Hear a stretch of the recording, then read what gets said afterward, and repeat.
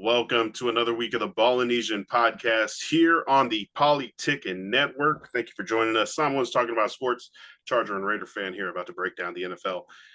Specifically in this episode, we're going through all 32 NFL teams and quickly figure out who needs a quarterback, who's set at quarterback, who can make a change, and who has to make a change this offseason, whether through free agency, the NFL draft, or making a trade.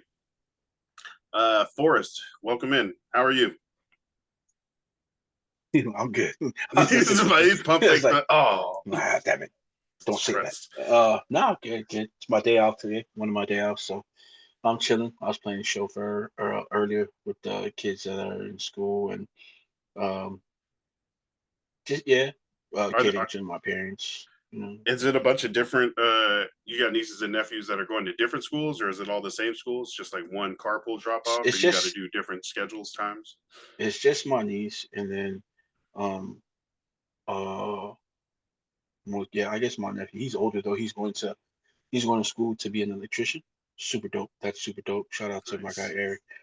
So he got out around 3, picked him up, and then so that's why I told you we just recorded like around 3:30. It's like a 20-minute ride. But as I got home, I was gonna come up and get set up. My sister texted, it's like, "Hey, can you check the fridge and see what time Lassie, my niece, she's 9. She usually gets home on the bus by like 3:30, but she has Spanish class on Wednesdays, and I don't know, but weird. They have that class after school, and they don't get out till 4:15. So I was gonna get another right back out there. I got home and she was like, "Yeah, so you want to pick her up or yeah?" But my brother-in-law, I was like, "Oh, it's cool. Y'all seem tired." He got up at like 3 in the morning and he already asked. So I jumped in the car and he texted. I was like, "Oh crap! I'm so just absent-minded." A dutiful uncle, right? Yeah. Now we're here. We're about to break down the whole league's quarterback neediness situation. We're definitely going to focus in on the Raiders. Let's start with the teams that are pretty good, that are set, at quarterback. These are guys that have good quarterbacks already. Baltimore, Buffalo have MVPs: Lamar Jackson, Josh Allen, Joe Burrow in Cincinnati, Jordan Love in Green Bay. I have up here, as well as Pat Mahomes. These are teams that do not need to make a change at quarterback. Their quarterback is still under contract. There's no dispute or anything like that. They can wake up. They can rest easy. Also, teams that just drafted a quarterback.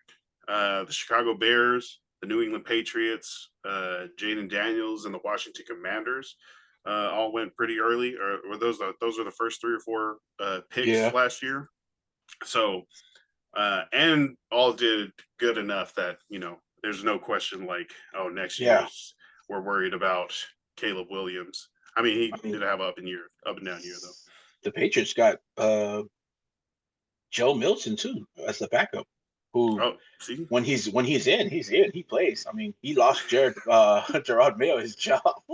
The Patriots had that first overall pick lined up, and then Joe Milton came in week 18 and had a heck of a game. Yeah.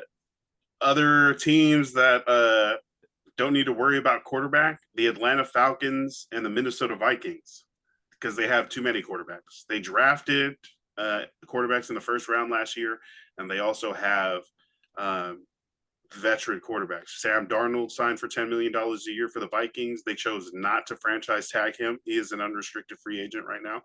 And then also the Atlanta Falcons, big contract, over $100 billion given to Kirk Cousins, who did not look like a young Kirk Cousins. He definitely looked like a statue and pretty injured last year before they replaced him with Michael Penix. He's not a young Kirk Cousins. That's why. Yeah, exactly. He's another, 35-year-old. From all reports, is that he will stay on as the backup because they were trying to deal him before June, if they could, or release him. But I think they're set on keeping him as the backup at least to the beginning of the season. Right. And even during the NFL Combine this week, when the general manager was talking about it, or the coaches and stuff, they're saying, oh, we're going to keep Kirk. Yeah, we're not, trying to cut him. I feel like that might be a last ditch effort at like trying to up the trade vigor.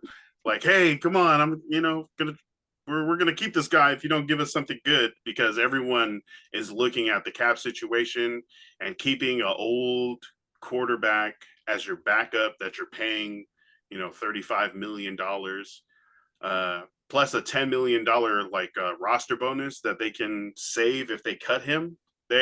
People are saying that they're obviously going to trade or drop Kirk Cousins. So teams are like, well, we're definitely not going to trade for him then. We're going to let you drop him, pay him the guaranteed money. They only have to pay him like $1 million, similar to what Russell Wilson did after leaving the Broncos to go to the Steelers last year. And they wouldn't have to trade anything away to the Falcons. But the Falcons camp, staff and everybody are like, no, we're keeping him. So we'll see what happens in the next few weeks. That might be one of the last dominoes, quarterback dominoes, to fall before the NFL draft. Is if Kirk Cousins really stays, then there's even fewer quarterbacks for these teams that really need one. But Kirk Cousins isn't even was not serviceable last year. Got swapped out for Michael Penix. These next two teams are the Los Angeles Rams and the Tampa Bay Buccaneers, who also have old vets, but that they're happy with. Baker Mayfield signed like a 3-year, $100 million contract to transition the Buccaneers out of the Tom Brady era, and has done a stand-up job. Definitely a tough leader that people look up to there in Tampa Bay. And the Los Angeles Rams, who gave Matthew Stafford permission to seek a trade to really find out his market value, just signed an extension with Matt Stafford to bring him back. I think he turned down 2 years, $80 million from the Raiders. Like whatever, Matt Stafford and the Rams, whatever. But those are two teams that they have their quarterback set. They're maybe a backup for the future in the draft. Teams that have good quarterbacks, that are happy with their young quarterbacks. These are just quarterbacks that need a little help. The Houston Texans with C.J. Stroud, the Chargers with Justin Herbert, Philadelphia with Super Bowl MVP Jalen Hurts and his all-star cast. Chargers? Justin Herbert, solid quarterback. Okay. There, man, I've been hearing some what? I'm just kidding. And also the San Francisco 49ers, who have Brock Purdy at the end of his 4th season. They can have him play his 5th-year option.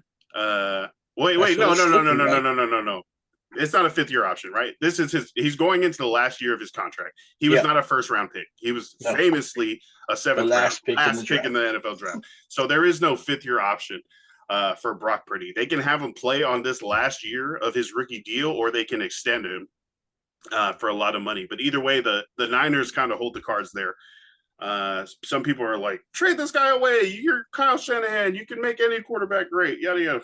So we'll see what happens there. They're probably going to make him play out his $960,000 contract while everyone, like the freaking 3rd string defensive tackle, is making $5 million. Your quarterback's making nothing. Also, another team that is good with their quarterback just paid him last summer before the season started. The Miami Dolphins and Tua Tagovailoa, definitely questions with his recent injury history, missing games due to concussion. Like people are like worried about his own well-being and safety and health. But the Dolphins gave him $200 million, a $200 million contract last year. So even if there are rumblings about Tua's floor or his ceiling as the Dolphins quarterback, they just give him a lot of money. They're not getting rid of him. And as long as he's healthy, he's going to play. These are the last 3 teams in my don't need to make a move category. The Dallas Cowboys with Dak Prescott, the Denver Broncos with Bo Nix, and to a less extent, the Detroit Lions with Jared Goff. You might think you could do better at quarterback But if you look at the available quarterbacks, it is a serious downgrade from the guy that you have. So even though Dak has been like good but not good enough, so to speak, for some people, definitely for Cowboys fans. Denver, you got like an old super senior quarterback in Bo Nix who hit the ground running though, and maybe is one of the most athletic quarterbacks. Actually, this Denver should have been up the list. And then Jared Goff, or as my autocorrect said, Herod Goff, for the Detroit Lions. People were like, yeah, he's been putting up great numbers, but that was just the system. Let's get a young guy, athletic guy that moves around. What do you think about Jared Goff? You think he's good enough, or they I need do. to upgrade? No, I mean, I think he can win for them. I think if you get a couple of, I don't know if you, it's hard to say. I think defense is where they're lacking in Detroit right now. And they're a good defense. And the reason they're lacking is because they had like the worst luck with injuries towards the end of the back half of the season. But I think healthy, I think Jared Goff is good enough for them to get to the Super Bowl. Speaking of terrible injury luck to end the season, we'll have a fantasy basketball story for you guys before our shout outs. Shout out to my cousin Talanoa. I am so sorry. All right. He's not, no. Oh, man. What a crazy trade. All right. So these next few teams are the teams that have a quarterback under contract. He's played decently for them, but there's questions about if they can improve. There's rumors about if they'll make a trade or be active for a incoming quarterback this offseason. The other side of the fence teams, the Indianapolis Colts and the Seattle Seahawks. The Colts took Anthony Richardson, quarterback out of Florida 2 years ago. He got injured. I think he played like 2.5 games his first year. And then this season, infamously benched after he took himself out of a game. Like he subbed himself out for being tired. I will say he was running around a lot the previous plays before that, and maybe you do need a breather, but people are all people remember are him quitting on his team in the middle of the game. Questions about, is he still does he still look good enough that other teams might want to take a chance on him without putting too much bad stuff on tape because he's been injured? Kind of like Justin Fields, you have that mystery box, like, oh, he could be great. That's not what he's shown on tape, but due to injuries or coaching, he could be a lot better. Depends on what you're looking for. Mm-hmm. I will say this about Justin Fields. He didn't quit. So you have that. See, people are gonna use that as like Anthony Richardson, not good enough, not of caliber to be a starting quarterback. We'll see if the Indianapolis Colts want to trade him, or even try to pick up another quarterback option. On the other side is the Seattle Seahawks, who have like a consummate professional in Geno Smith, worked his way back to a starting quarterback, and now in Seattle has been steering the ship there for their offense for the last few seasons. I think Hawks fans are happy with Geno, but also kind of feel a little lackluster. They see all these other highlight plays going on, and it's guys scrambling around for big gains or guys launching it 70 yards for a touchdown or something like that, and maybe you want something better. But again, a solid floor quarterback is worth so much more than the wish or the projection of a high potential quarterback that you that hasn't shown it. So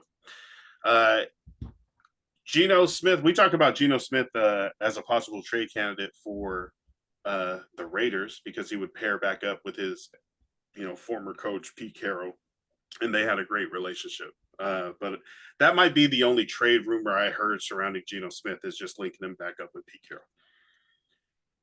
And then also you have the big shorts, Arizona Cardinals, Kyler Murray, who had a good season last year, returning to form from a bad 2023. And then you also have the 2 years of Bryce Young for the Carolina Panthers, which have been way up and down, pretty much a roller coaster, but ended on a high note for Bryce Young at the end of the season when he became the starter again for the Panthers and looked a lot more confident, was making plays, was balling out.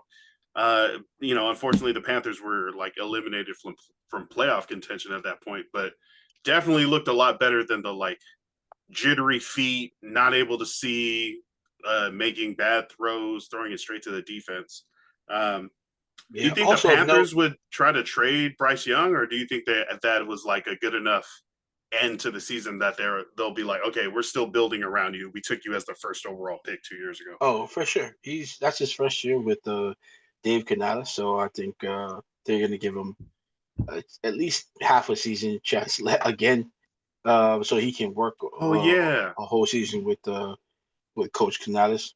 But also of note is that they did re-sign the Red Baron, Andy Dalton. The rifle returns? Yeah, they did re-sign him. I'm not too sure about contract details or years. I'm pretty sure it's a multiple year contract.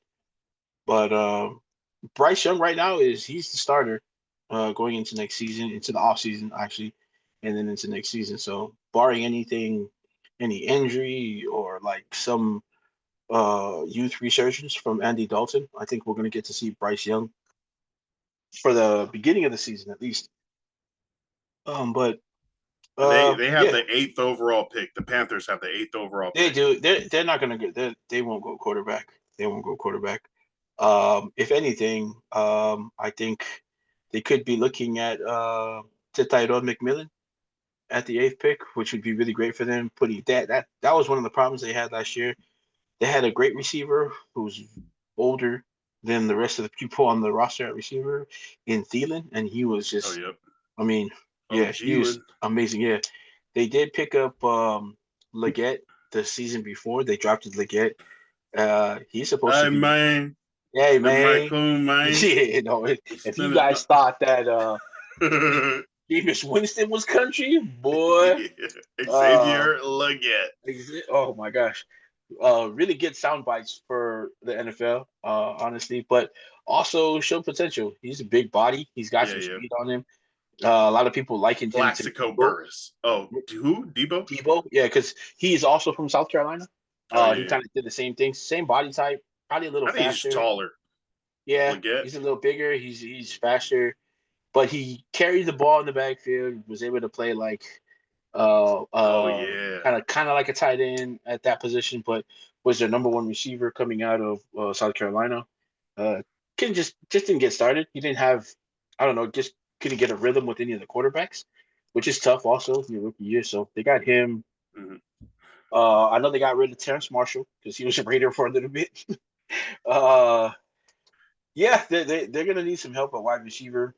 But Bryce Young, like you said, he looked really good at the end of the season. He looked comfortable. This came after a benching. There were also rumors that he was dealing with relationship problems, things off the field that were getting into his head. Early in his career too. Second year. But man, if you had to go off of just that end of the year performance that he had in the last 3 games, maybe last 4 games, he was pretty good. He looked like Alabama Bryce Young, like the Bryce Young, modern day Bryce Young. That's what he looked like. It was good to see. Quarterback is going to be just one of their problems because they're also going to be looking for a running back this year. They're looking for a number 1 wide receiver. They're kind of they got a bunch of linemen in too that they need to get in there, but it was good to see Bryce Young like actually be confident and right. It was good, especially with all the trash we're talking about. But yeah, so I think Carolina. I mean, unless it's like a super great deal for them, trade wise, I think they're kind of set with Bryce Young at least for the first half of the season. Bryce Young and the 8th overall pick for the first overall pick. At that shoot, Tennessee Titans have been are the first overall pick and reported to be shopping it. So, well, I mean, that'd be a pretty good deal. We'll see. We'll see. That's a Yeah. caliber starting quarterback and the 8th pick. So you get what you were probably going to get anyway with the first pick, and then you get to pick at 8 still. I see.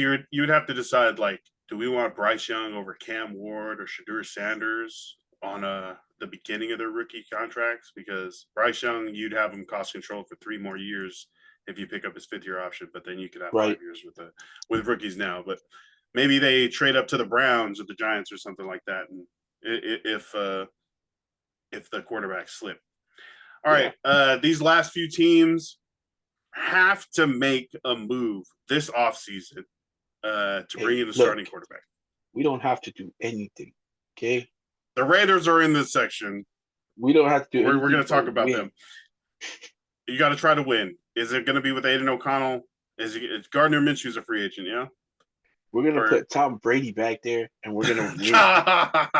Tom Brady's going to, hey, this is helmet exactly, on, Mr. President. We're going to do what Miami tried to do. Yeah. Miami tried to get Sean Payton and Tom Brady in a tampering deal on Stephen Ross's boat on his yacht. And Brian Flores was like, what? What do you mean?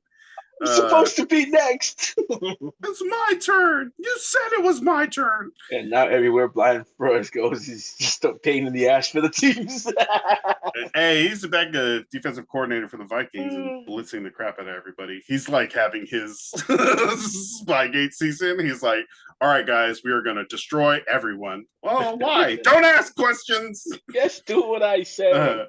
The first team I have in this have to make a move group is the Pittsburgh Steelers. Both of their quarterbacks are free agents, right? They had Justin Fields to start the season while Russell Wilson was rehabilitating an injury. And then Russell Wilson came in and played 2 good games. Played 2 good games and then lackluster again after that. What do you think that either Russell Wilson or Justin Fields? Because this is also very important, right? If one of them goes back, they can't go to these other teams that we're talking about that also might be looking at a Russell Wilson, a former Super Bowl winning quarterback, at Justin Fields, like you already said, athletic potential, young, cost controlled. He's probably only like a $10 million contract compared to like $25 million for these veterans. Do you think the Pittsburgh Steelers are going to be able to get either of these guys, Russell Wilson or Justin Fields, or do you think they're going to lose both of them? Because that puts them in a bad situation, having to go and find a starter. I don't think they're really trying to bring back Russell Wilson. I think they said that they were willing to bring back either or both if they could, just so, like you said, these guys play games and they're trying to get Justin Fields to think about it, and so when they offer him the smaller contract instead of the contract that he should have, he's going to be like, oh shit, they chose me, fuck it, I'll sign, I get to be the starter. They're doing, they're doing me a favor.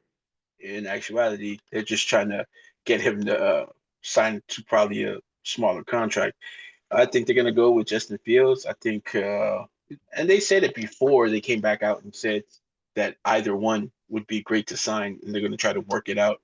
But they were pretty much set on bringing back Justin Fields before they put. He is now what is it? A meme again. Before they pulled the John Cena and turned heel, and and came out with another statement saying they were going to try to work things out with either one. But I think Justin Fields also probably the more logical choice for them. I mean, he can go out there. He did pretty good in the time he was there. I know throwing wise, he still got a lot to learn. Just the reads aren't there for him sometimes. Just inconsistent. So, but he's got the arm. He's got the legs. You can work with that at least. You've seen it with Philly. They were able to bring, and not to say that Jalen Hurts is as inaccurate as Fields has been. Just they were able to make it to where. You think if Fields is playing quarterback for the Eagles with all those weapons, it's kind of similar, able to he looks a lot better too? I think he does, but also I think coaching staff was great to harness what Jalen Hurts' talents were and not like try to make him do beyond what he can do, and give him like a whole bunch of reads out there, like scheming wise. They played to his strengths. He can hit those quick, RPOs, yeah, options. RPOs, options. He can quick those quick outs, stuff like that. He can still throw downfield. I'm not saying he can't, Right. but he didn't If have to there's a make one-on-one with AJ Brown, yeah, right. let it Yeah, loose. tell AJ Brown that AJ Brown seeing these one-on-ones, and he's like, "What He's the like, fuck, man? where is the ball? Right? Why is the throw guy me the running ball." that way? Exactly. Why does he have like 15 running touchdowns? He's a quarterback. At least 6 of those should be wide Right. open bombs. I'm standing right here. But If the Steelers don't get Russell Wilson or Justin Fields, here are some of the names. These are the available quarterbacks this offseason. Aaron Rodgers, let go of by the Jets. Sam Darnold, not franchise tagged at all by the Minnesota Vikings. The deadline this Tuesday at 1 p.m. Pacific. And those are your guys that have started games. All right. After that, you have free agent quarterbacks that you for sure can get. Zach Wilson, Daniel Jones, Jimmy Garoppolo, Jacoby Brissett, Trey Lance are going to be free agent quarterbacks. And I kind of look back at last year when the Raiders signed Gardner Minshew. Some of these quarterbacks are going to get signed before the draft. Well, I don't know if Gardner Minshew was signed before the draft, but they're going to get signed before the draft to teams that also want to take a quarterback in the draft, right? Like some of these guys are going to go to the Titans or the Browns or the Giants right. just as like insurance in case they don't get one of these people in the draft.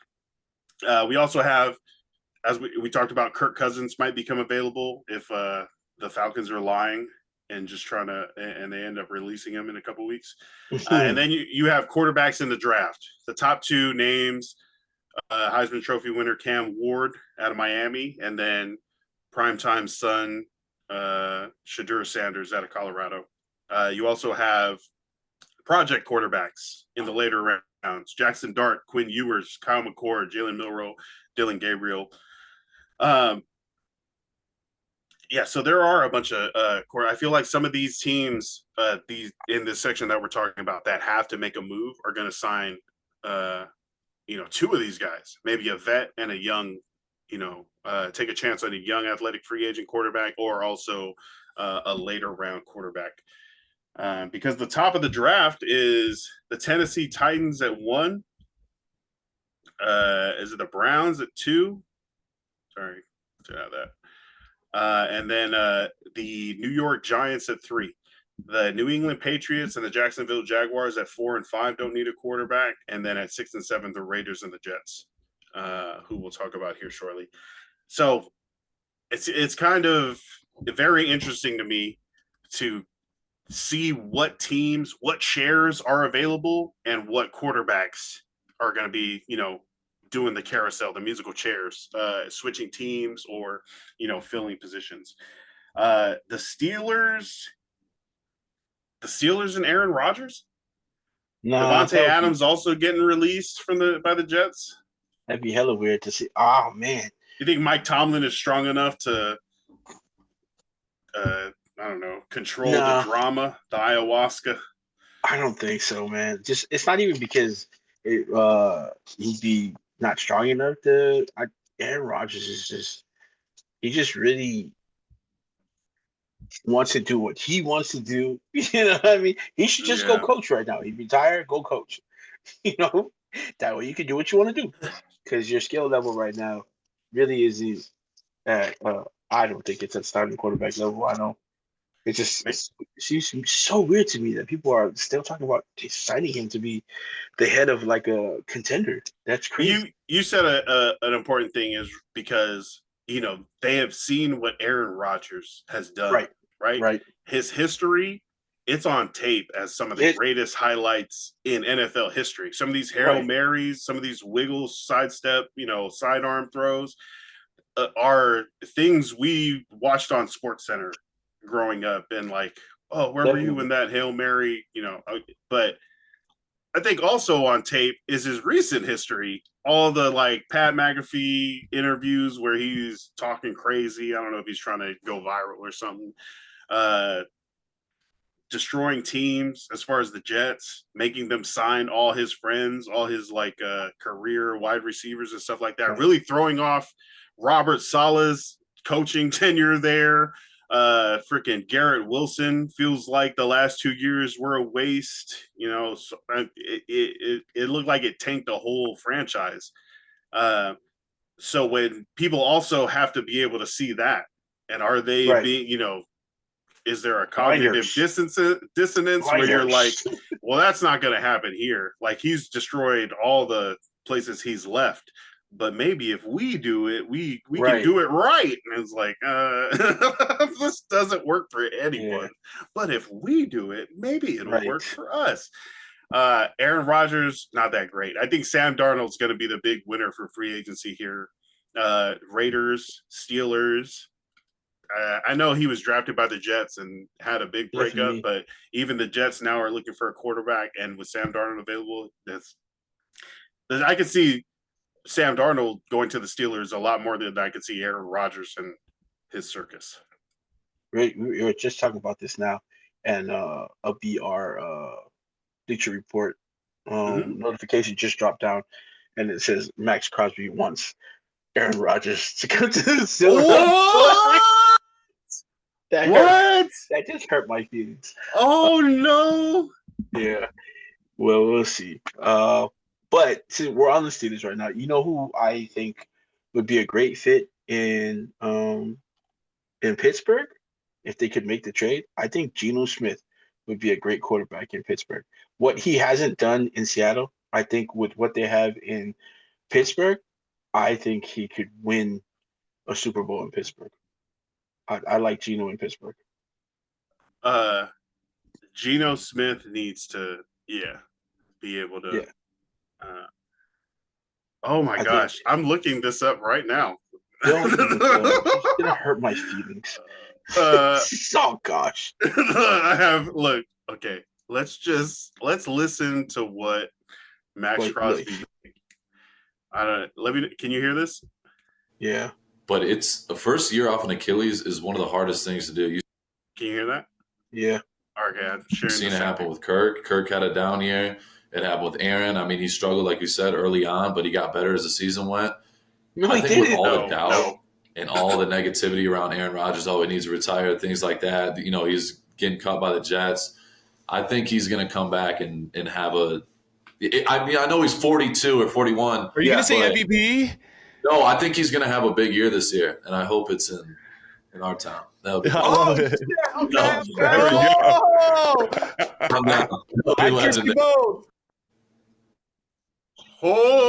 mackerel. Okay, so that is off of the Rush podcast.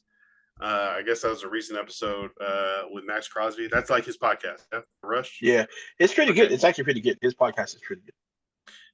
So he's talking about, do you think he's already talked to Aaron Rodgers? Players can talk to each other, right? There's no tampering amongst players texting.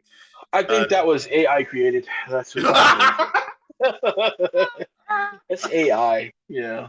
You can do anything now with AI. Oh my goodness. Did you see John Cena AI turn heel? Oh, that was crazy. That one, you can't. Yeah. I don't know if that was pretty Someone real. was like, AI. R-Truth was like, is AI generated? This isn't real. That's my childhood hero. All right. Maxx Crosby wants Aaron Rodgers in Vegas. How much does this change the needle of the possibility that it happens? Does this it was a 1%, now it's a 10%, now it's a 30%? He's pretty influential right now with Carroll and with Spytech because they really want to keep him there too, and they want to, they kind of want to just make things happen for him too. They want, he's been there for a while, and they want to help him out. They want to get him a championship too. He's important. Pete Carroll's come out, Spytech's come out and said how important he is to the team. How important it is for them to keep him there for multiple years, like getting another extension for him, another long-term contract to keep him there for life. They've talked about that. So him saying stuff like that, I think it holds a little more weight than people think it does. I don't think it'll be the determining factor on whether or not they actually just like they're not just gonna go, oh well, Max Crosby said he wants him, so let's go sign him. Not Get that. Devontae back in here too. Come No, on. please no. That'll be the But most Antonio toxic. Pierce isn't there anymore. He's gonna No, actually try. It's No? gonna be the most toxic. It's gonna be the most toxic locker room in the NFL if both of them are there, like it turned out to be in New York. Hey, But cheaters don't get chicken. I was gonna say something else, but it's not It's like, you appropriate got a for the golf show. course in your house? I got a Taco Bell. I got a Taco Bell in my house. What are you talking about? Oh, man, All right, yeah. so that's crazy. The Raiders are another team in this section that they have to get a quarterback, right? Because otherwise, Right. you're going with year 3 of Aiden O'Connell. What's the deal with Gardner Minshew? Are they cutting him? Is he a free agent or is he still under contract? I know he signed a multiple-year contract. It's a 3-year contract. This would be the third year. Sorry, it'll be the final year. No, actually, second year. I'm sorry, it'll be the second year of that contract. So, I think what they're gonna do is wait, because if they wait, they get a little bit more money when they release him after the June 1st deadline. So I think they're waiting for that. I do not think they're bringing him back. I don't think in any capacity, whether it be the starter or Or the backup. backup. I think they're Aiden more inclined to O'Connell, keep- more than capable backup. Right, Possible right, starter right. on a rookie deal. Yeah. Exactly. That's what they're thinking. They're not look. There are teams though that are asking about Aiden O'Connell in as like trade value. So they Yeah. that alone you keep him because there aren't teams looking to trade for Gardner Minshew right now. Nothing against Gardner Minshew. As a fan of the Raiders, I'm grateful for the things he did do. Well, who's with the Raiders? You know, the positive things. I mean, can't help that he didn't win because it's football. It takes a whole team to win, but he has to do his part, and he really didn't do his part consistently. I mean, so yeah, I don't think he's going to be there much longer. But look, guys, the Raiders went out and got a defensive coach. I know everybody's well, they had AP, who didn't have any head coaching experience prior to that. Doesn't make him a shitty coach. It just makes him an inexperienced head coach. Because I do think he's going to find his way back into a head coaching job, whether it be in the collegiate level or back in the pros. He's a really good motivator, and right now he's had the experience now. He's probably going to end up being a coordinator somewhere first, and making a defense like the number 1 defense in the league, which is going to shoot him back into the to a head coaching job. But there's 3 different coach types, right? In Madden, there's the guy that can scheme the offense or defense, right. This is just Madden. No, for sure. There's the guy that can put together a good roster, maybe through free agency and stuff.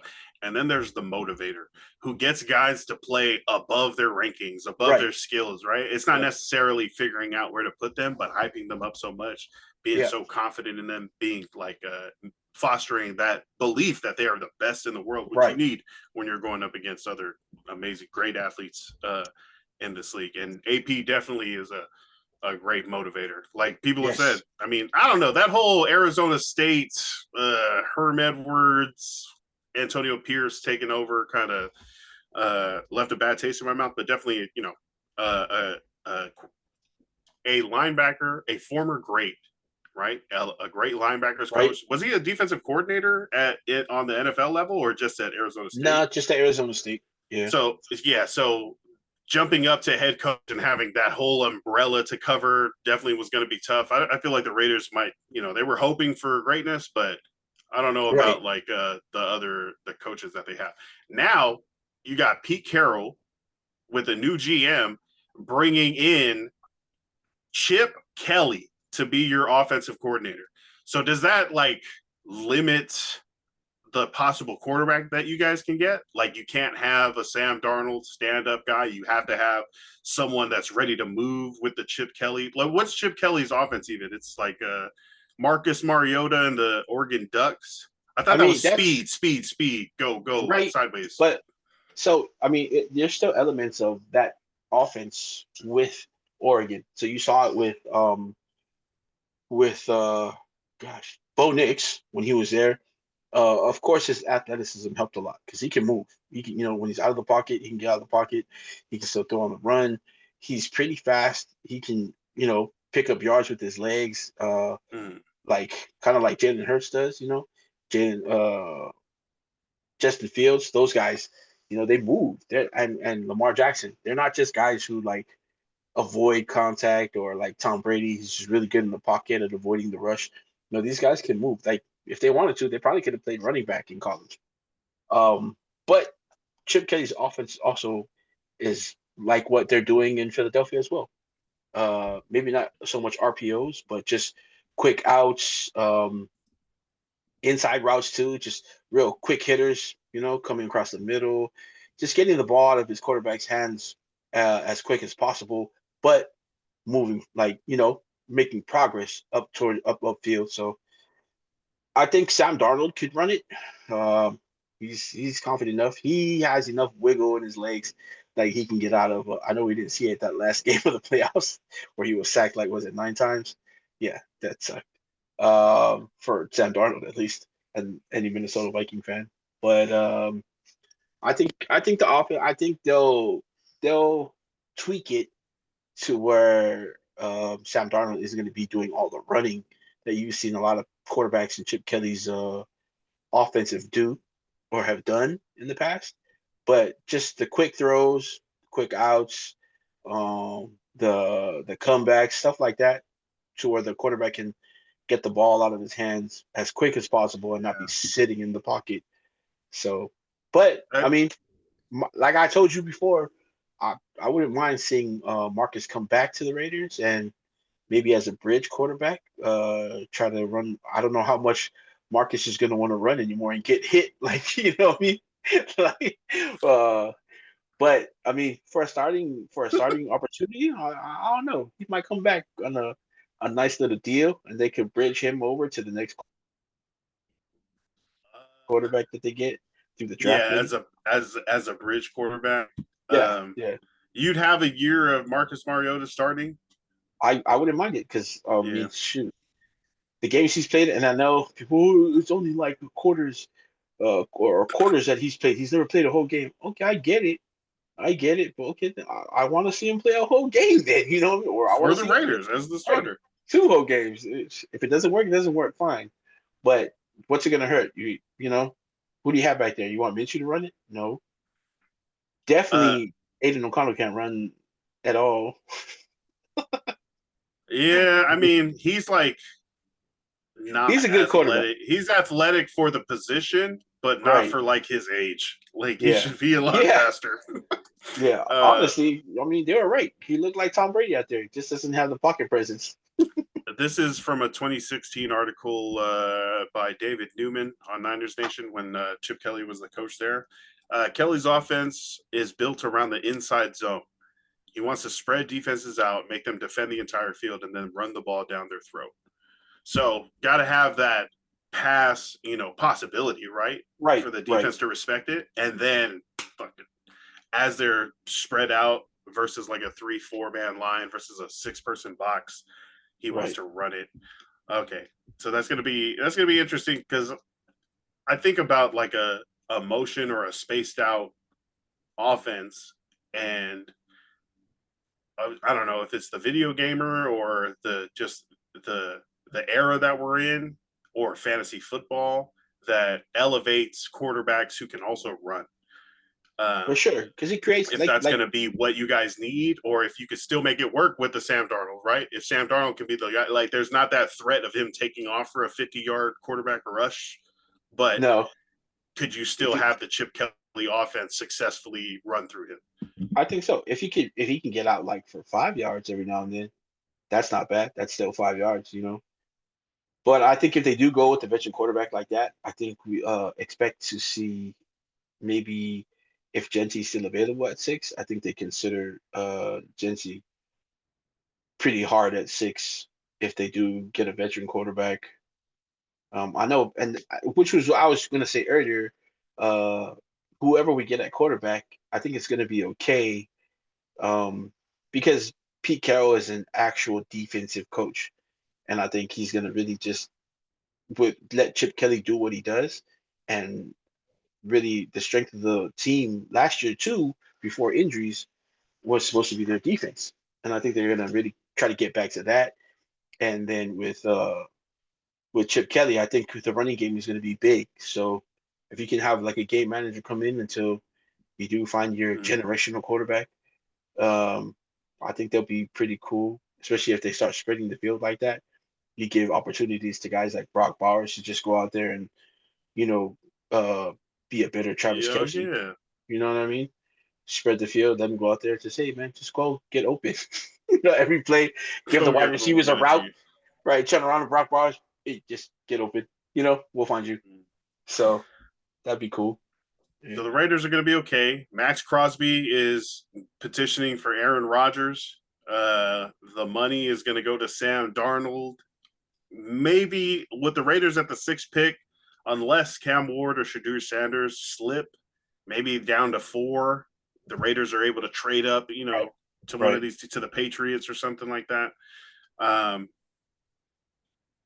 Or the Raiders, we'll see if the Raiders sign one of these quarterbacks, Russell Wilson, Aaron Rodgers, Justin Fields, Sam Darnold. Or if they, even we'll be paying attention even if they take one of these other guys, Marcus Mariota, Jacoby Brissett. And also interested to see in how that the Chip Kelly offense is going to affect who they get.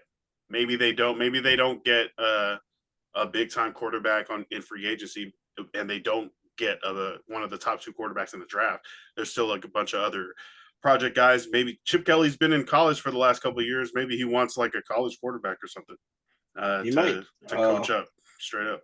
Hey, Will Johnson was his quarterback, so we'll see. Oh, okay.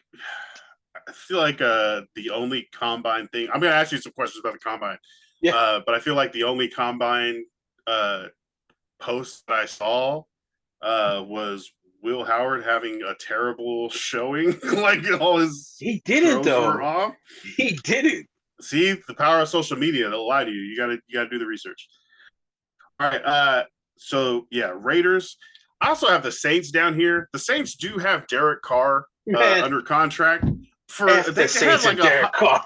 Yeah, both of them. The Saints have restructured contracts so often for so long that they're having to cut people like good players because they can't afford, to pay them. They basically been borrowing, been like, oh, we'll, revert this to a signing bonus and then break up your contract over 2 more years past that. But we'll give you 18 million instead of 15 million.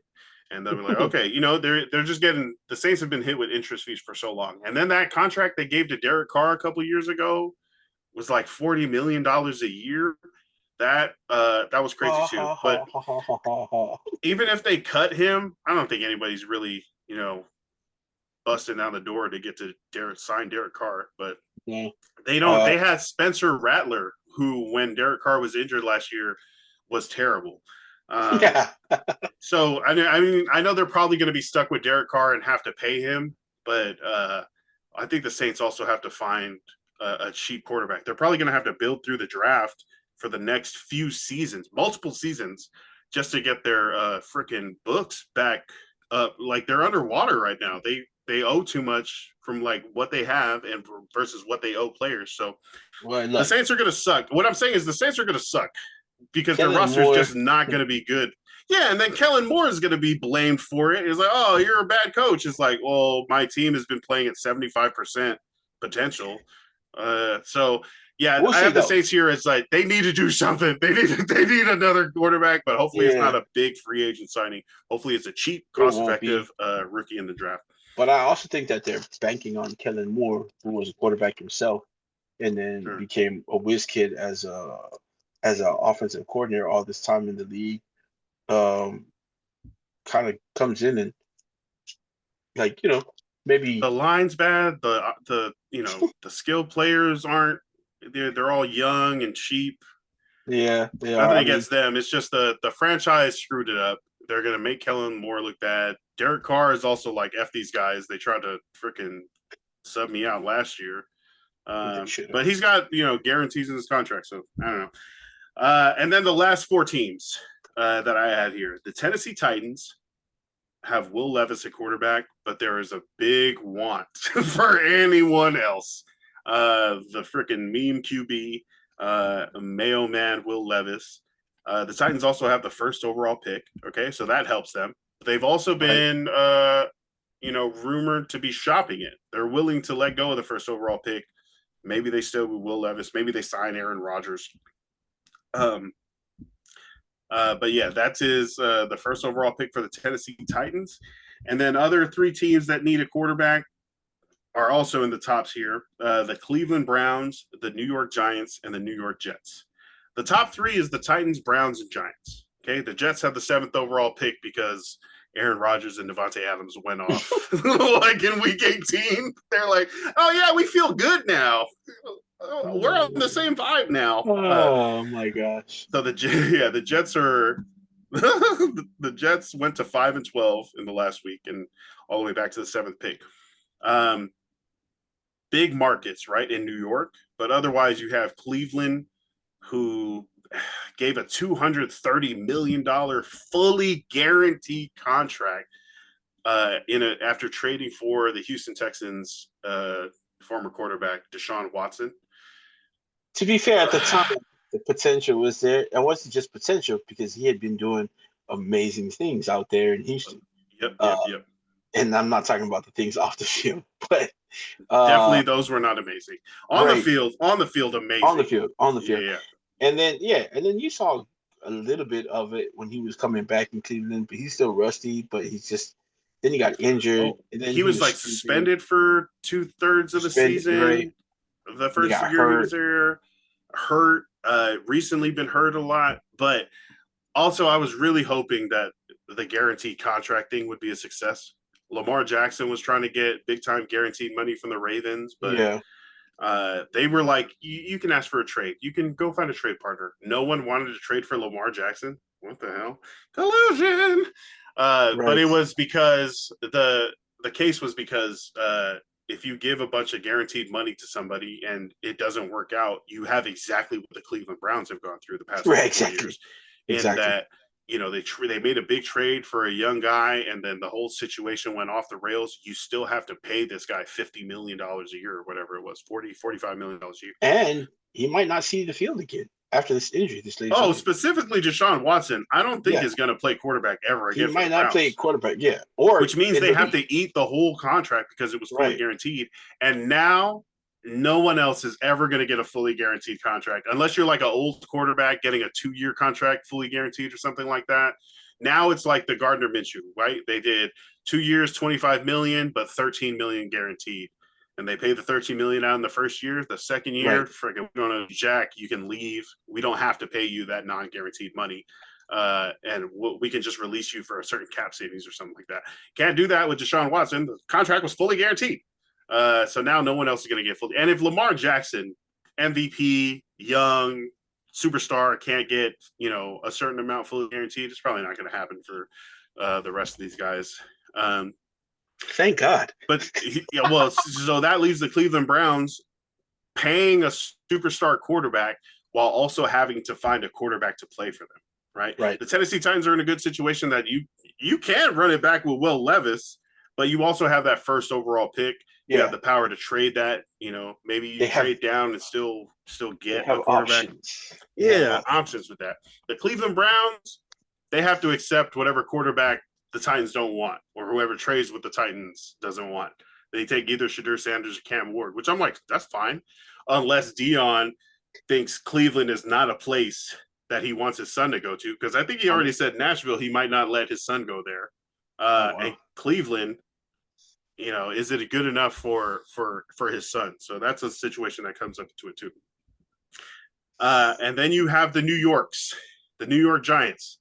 Let go of Daniel Jones last year after paying him big time because they let Saquon Barkley go so they would have enough money to pay for Daniel Jones' future, and then gave up on Daniel Jones the year they let that happen. So Saquon went out and won something. I think it's called the championship. Is a Super Bowl? Oh, also the Eagles just gave Saquon a contract extension where he's now making $20 million a year. The highest paid running back ever in the National Football League. And worth it. He's freaking raise that off. The Philadelphia offense was so much better with a amazing running back. But the Giants now have to. Who's their running back? Tracy. I don't know. He was good for me in fantasy, but Yeah, he was good for a little bit. Yeah, but they need a quarterback, and they have the 3rd overall pick. They might not get Cam Ward. They might not get Shadur Sanders if they go 1 and 2. So the Giants currently are talking to Aaron Rodgers. They're looking at the possibility of bringing in these free agent quarterbacks. There's also Sam Darnold, who they'll get a shot at because, like we said, the Vikings didn't franchise tag. I think the Giants would jump at the opportunity for Sanders or Ward. Sure. But because they're the 3rd overall pick, we'll see exactly what gets down to them. I also think they're going to have to do free agency before the draft. So probably lock up a quarterback in free agency, even if it's Aaron Rodgers and you get Cam Ward to you, or you get Shadur Sanders to drop to you at 3. Sure, I'll take him too, and then he can take over the next year. I think New York, the Giants, is the most likely team that Aaron Rodgers ends up with, and I think Las Vegas is second to that. So if it doesn't work out with the Giants, whatever they're trying to work out there, I think he does end. He might just end up in Las Vegas, but I think the Giants right now are the front runners for that. It's a big market. He's going to go out there, and I think they're desperate enough to like let him come and continue his shenanigans he's been doing his whole career. You know what I mean? I think the GM might get fired. I mean, he's already on the hot seat with the owner being like, that has not going to sleep well if you lose Saquon. Aaron Rodgers don't care. Aaron Rodgers does not care.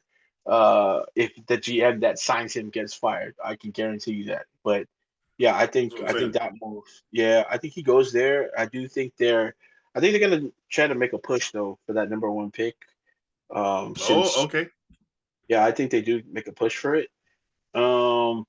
Because right now, depending on what you believe, the Jets are ready to start the season with Tyrod Taylor as their starter. The Giants? The Jets. The Jets? Yeah. The Jets have the 7th overall pick. Did you say the Jets are trying to trade up to number 1? Oh man, what if both Giants. of them?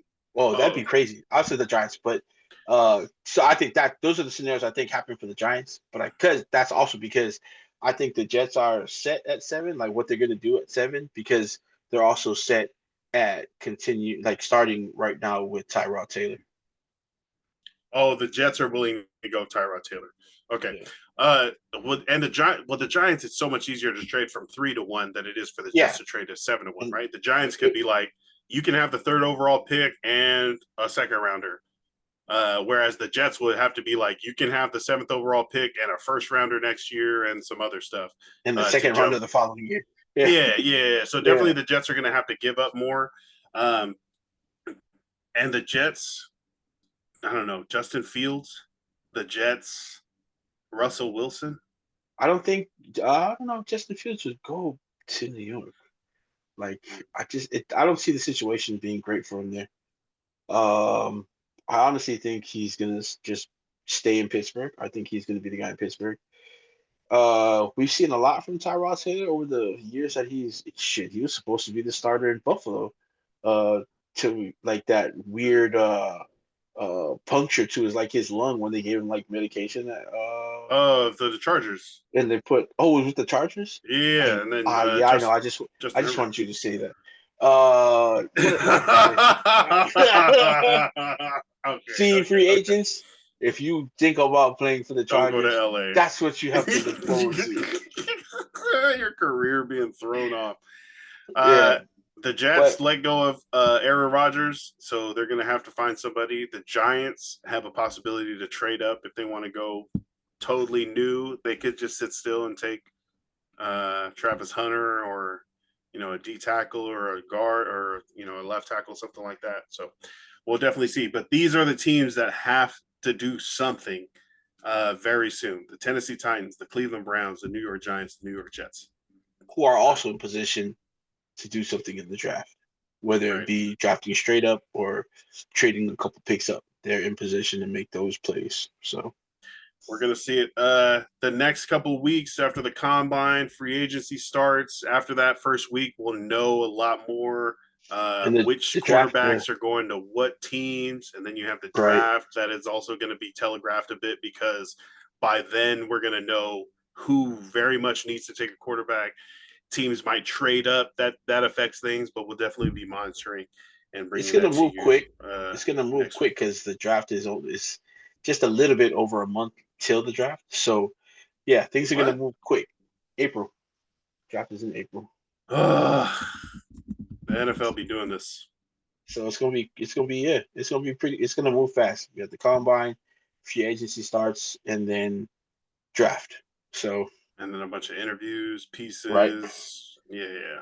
April 25th. So Jeez. All right, less than 2 months. We're gonna be yeah. rolling. Uh yeah, those are the teams that need quarterbacks. Those are the quarterbacks that need teams. And we'll keep track of that for you. Before we do shout outs, any standouts or big jumpers from the NFL combine this week that you can tell us about? I mean, if we're talking about big jumpers, just a guy who people wanted to see what he looked like in these drills, but was probably going to be the number one linebacker. Well, no, not the number one because the number one linebacker is coming out of Georgia, but Jihad Campbell from Alabama, 4.5 40. His 10-yard split was 1.5. That's 1 second, 1.5 seconds. 6'3", 235 pounds, running at 4.5. Oh my gosh, that's fast. That is fast. Uh, so I think he made probably the biggest jump out of guys who could possibly sneak into the first. Jihad Campbell. Um, I think guys who also probably people weren't really looking to go early. Woody Marks, running back out of USC. Uh, he looked good out there. 5'10", 209 pounds. He runs a 4.5 as well. He looked good. His shuttle run was 4 seconds 25. That's absolutely incredible. Someone kid out of Arizona, John Savaitinaya, uh, Yeah, nice. 6'4", 325, sub 40 yard dash, sub 4.8 seconds Okay, at 325 pounds, nice. 6'4", 325. Oh man, he looks scared. That's scary. His and his 10-yard split was 1.7. That's quick, guys. That's super quick. It You know, says something about the speed that you have short at area that quickness. size. Yeah, Right, at that right. size. Well, I feel like the speed means that you're very strong. Like if you can accelerate Oh, for sure. 300 pounds that fast, there's strength there. It's not just like, So what they do? aerodynamics. No, yeah. I mean that counts for like point something seconds. That's for sure. But yeah, if it 4.8 at 325 pounds, and so at the combine, you do your vert first because that really tells you who's going to be running fast out there, especially at a size. You know how high you can jump. That's leg power, so that's also going to be pushing you in like the 40. He has a 29-inch vertical at 325 pounds. Just just Jeez. ridiculous, just ridiculous. You know, then you got guys like there's a hope like you were talking about quarterbacks, and I think Jackson Dart, if you're talking about quarterbacks like making a jump, Jackson Dart definitely. I think he did enough at the combine to sneak into the back end of the first round. I think he'll be the third quarterback taken for sure. It will not be Jalen Monroe. It'll be Jackson Dart. Out of pads, in pads, he already like I was talking to my nephew. He is a unit. Like if you've ever seen Josh gosh, I don't know why I keep forgetting his last name. Probably because there's two of them in the league. Quarterback for the Bills, Josh Allen. Uh if you ever seen Josh Allen out of pads, the guy is like he's big at 6'6", 2 something. Um Jackson Dart. So for again, power wise, from your waist down, if quarterbacks are built a certain way, like that generates a lot of power through your throws because you got to step into your throw. If you're throwing off your back leg, which you're not supposed to do, you know, from the waist down, Jackson Dart is like he looks like Yeah. alignment. Oh, Like, oh my gosh. He's big. He has the arm. He showed he can make every throw. Uh, the deep throw test that he had out there, he was hitting at like 70, 75 yards. So, and he's an experienced quarterback. He's a little older than some of the quarterbacks in the draft. He played a couple seasons at USC first, where he transferred. Caleb Williams came in, but I thought he did really well at USC. He didn't do anything terrible, wasn't like a bad quarterback, but he transferred over to Ole Miss.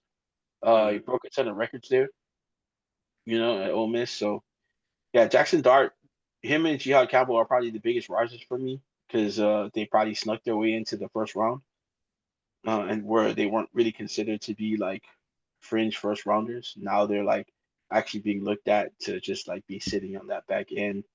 But if we're talking about like quarterbacks that like no one's talked about, Tyler Shuck from Louisville has an arc. Oh my gosh, he's got a cannon on him. Super athletic out there. At 6'5", 220 pounds. He's for a quarterback, 4'6", 40. That's athletic. That's fast. That's a tight end. Imagine a tight end at 6'5", 220 pounds running a 4'6". That's fast. People would be like, "Oh my gosh, probably one of the better tight ends in the draft." He's got an arm. He's also one of the older quarterbacks in the league. So if they do draft him, he can come into the league. He's more mature. You know, uh, he might be ready to start for some team. Not a contender. project. Yeah. Yeah, Okay. yeah. But he can make all the throws. I think the only thing that you could knock on him from his college career is he's a gunslinger. So a lot of the times, like um, pressure, he get pressured. He slung it out there, just inconsistent during those times when pressure would come at him, and he just rely on his arm the whole time to just like kind of fit it into spaces that normal guys wouldn't be able to get it to. But if it's that small, yeah, there's gonna be a lot of interceptions, a lot of bad balls on, just bad decisions. Is probably when he's pressured. Yeah, so um, but yeah, a lot of man. This is probably the fastest draft in the past. I want to say maybe 10 years. Actually, since they've been doing it, which is like 2002, I think they started like all the big um combine hoopla. Um Fastest lineman group ever. Fastest draft or fastest combine average Speed. overall. Running backs are now Let's averaging go. 4.4 4.3s at 215 pounds, 220. If you don't understand like size and speed, uh, that's fast for someone that's super fast. The athleticisms are Yeah, going it's up and up. just it's crazy. You got big guys jumping at like 40 inches for vert, you Mm. know, This for is where long. like people that weren't going to get drafted get onto teams' Yes, radars, or people that were going to be in the middle shoot up to second, right, first round kind right, of. This is where that can be made. It is where it's a definitely where the public gets to see a lot of these guys for for the first sure. time. If you're not like, if you didn't see them in college, or if you're not a big college Yeah. football fan, this is You where you also kind of get you introduced. asked about Will Howard and how he did fine. There was a couple of throws where again you have to also understand that these guys are throwing to the receivers that are also at the combine working out, so they haven't really worked with some of them. Some of the guys were fortunate enough to have some of their teammates there and were able to throw to some of their teammates, but most of the guys there are throwing to guys they've never thrown to. Never, yeah, Yeah. exactly. That's So why like, people are waiting for their pro days now. They're like, I'm not going to test yeah, here because I'm exactly. not going to look great. Yeah. But Um, guys like Will Howard, they had to go because the opportunity to get there, mhm. if you're not like highly touted or like projected to go like 1 through 10, you got to go there and in hopes of getting maybe into that 1 through 10 range. It's the biggest stage right now for prospects. So, but Will Howard did pretty good. And I saw the same article you said, and it said like people were booing him. No way! Like the whole crowd was there to watch Ohio State guys. It's Yeah, crazy. They had the biggest ovations there. So Will Howard did great. I got a clip here from Tetaroa. McMillan on the sideline. I don't know if he. Catching for oh no, what was he doing? I don't know if he was they're talking to him here about what it means to be a Polynesian after he got. Oh, nice. They show his Polynesian College Football Player of the Year award here. Here we go. That's dope. Of your community. You're the Polynesian College Football Player of the Year. Understanding that community is at the heart of so much of your passion.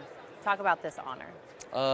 So I was fortunate enough to win actually high school and college football player of the year.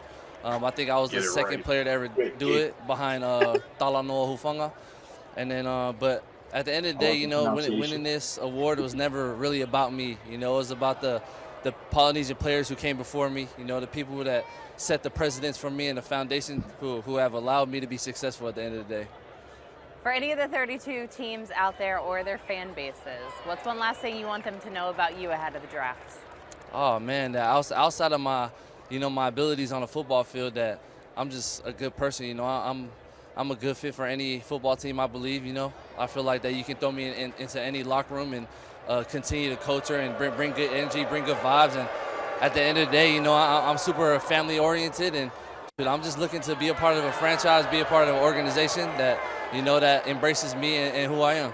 It's so nice to meet you. Congratulations. It's easy. All right. That was cool to hear. I mean, giving props to Polynesian players before him, also that he's like, I was also high school. Hey, get it right. Player of the year. Right. All right, I'm excited to see where Tattoo Roll goes. And for people who are like, well, it's just the Polynesian player of the year. Maybe a few years ago you could say that and just be like, it's only relevant to Polynesians. But with the progression that Polynesians have made in the game of football, that's a pretty big award. Like some of the top names in the game are Polynesian. So that award is pretty big. And one thing to say about him, I know people were saying the knock on him would be probably speed wise, but at 6'4", 215, 220 pounds, running a 4.5, that's fast. Yeah, his player comp is Drake London. Right, like a more athletic Drake London. That's crazy. Yeah, and I only say that I feel bad for Tez Johnson. I get it. He's a smaller guy. He's supposed to be faster. Run a 4.5? That's still fast. Oh my God. I mean, yeah, they said his play speed. There are people posting Oregon clips that are like, look, but in game, he runs a lot faster than that. He does. Just because he's 160 pounds and can't get under 4.4. Like, we'll see. We'll see. There's definitely pro days and a bunch of other observations and he's gonna get faster for sure. He's gonna get faster. I'm sure he's gonna test faster at the pro day than 4.5. But and then the last thing about the draft is I can't say enough how I hate how they don't announce these teams that make wild comments like when reporters like, well, there's reports that one interviewer from a NFL team is saying that Shedeur was arrogant in interviews, and I was like, bro, name who it is. Let us know who it is, because that's the one dude. Arrogant. There's like, what did you want him to be? Like, you know what I mean? He's the same. He's always been same since Jackson State, since before it. And everybody else at the draft is saying he's a really great kid. He was out there. He's charismatic. He's super kind to everybody. Oh, you think they're lying? Taking his time. I do. I think they're saying, I heard somebody say this guy's I don't like this. No, guy. I think somebody. Is it you? Is it you, Yahoo? Right. I think somebody said it, but I think they're just being like, this is what happens when you send like these guys who are like really set in their old ways. Like they want these guys to come in and yes sir, no sir. That's not even just old way stuff. That's definitely that could be like racist. Or, not ageist. That's more like, what does this black guy think he can be all brash and confident around me? I don't like it. That whole I always go back to that Serena Williams when she was a kid and she was like, I can win. And the guy's like, why do you think it? Why do you think that? And she's like, because I can. I got it. It's like, oh, you're just shitting on them because you think they're not even because they're a kid, it's because they're black. All right. Exactly. Thanks for that was the combine. Those are the quarterbacks and the teams that need quarterbacks. Definitely hit us up on Instagram at Ballinesian. If you have any topics you want us to dive into here in the offseason, we definitely encourage people to send in. Oh man, even if you want to mailbag, send in some questions or some comments or corrections, even if you hear us say something wrong and you want to make sure that the information is right. We definitely want it to be accurate and correct. So, and also send us your shout outs, birthdays, freaking whatever you got, ballinesian@gmail.com or on the DMs at Instagram or TikTok, threads. Keep it tuned to this space, Polytickin Network. The Polytickin Podcast. You got Pacifica movie starter kit. We're going to be that already has a bunch of movies. If you're trying to watch some movies or get some breakdown or some in-depth research into the movies, Once for Warriors, Siona's Wedding, Whale Rider, Legend of Barantoa, all sorts of Islander movies that if you could think of them, we probably already done a review, but we got some more coming up. So stay tuned for that. And then also sign up for the subscribe to the Polytickin Patreon. And you get an extra episode every week for just $5 a month. Right. And if you think that we tell you guys to subscribe and we don't subscribe ourselves, I do subscribe to the Polytickin Patreon. It surprises me every month when the payment comes up. I'm like, where's this $5 going to?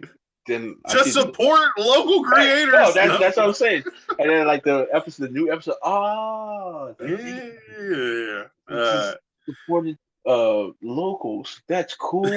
Support the locals. Appreciate everybody for tapping in. We just finished the wellness challenge.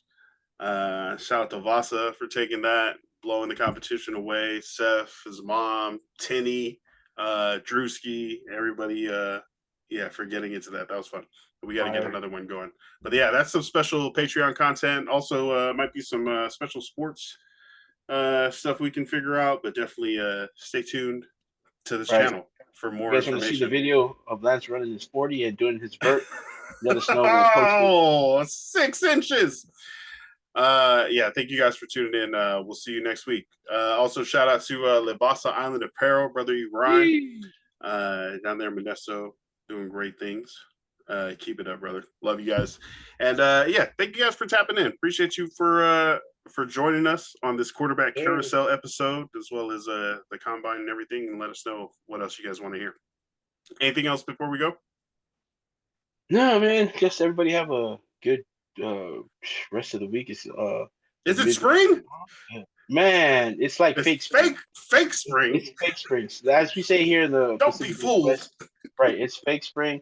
We get like a week of really good sunny weather, and then another 2 weeks of rain before it's actually spring. So we're in that part. As long as we don't, where's the wood here?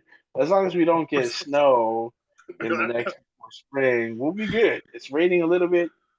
They're firing all the meteorologists. We won't know until it happens, until we see it falling out of the sky now. And the only shout out I have this show is to Tipesa Gray. Happy birthday. Today is her birthday. Oh my God. Oh, yes. Her and her little family, Chelsea and Lennox, they're celebrating. Right now, Chelsea's playing in the Unrivaled League. So they're down in Florida celebrating Tip's birthday. Happy we birthday. Gotta talk about that too. Oh my gosh, we do. Happy birthday, Tip. Man, she's if not my best friend, one of my best friends. If you get to know Tip, you'll know why a lot of people just gravitate towards her. She's a great person. Happy birthday to you. I'm pretty sure Chelsea and Lennox have something planned amazing for you tonight. A victory yesterday and some dinner tonight, I'm sure. So happy birthday. There you go. Happy birthday to you. Yeah. All right. That's our episode for this week. Appreciate you guys for tapping in. We'll see you guys next week. Keep it locked here on the Polytickin Network. For the Ballinesian boys, Forrest, I'm Lance. See you guys next week. Stay hydrated. Stay blessed. Stay balling. Love and light. Peace. Send us your 40s, man. Send us your 40s. I can't.